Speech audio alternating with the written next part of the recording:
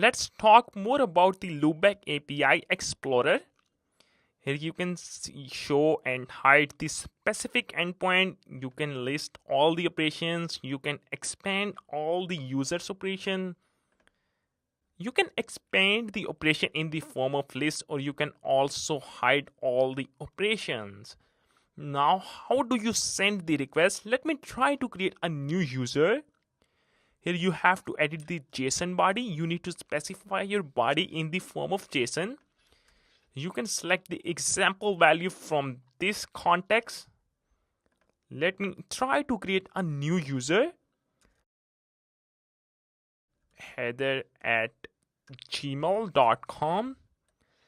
And you also need to specify the password, otherwise it will give you the warning error. Password. How do you send the request in the loopback? Just click on this button. Incredible. Now you got the response here. Here is the response body. This is the request URL. And this is the response code.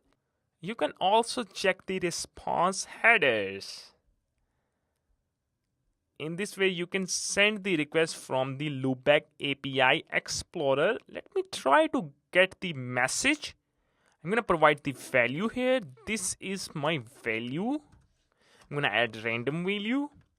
Incredible. Now I got the response. Here is the response code, response headers, and finally this is the request URL.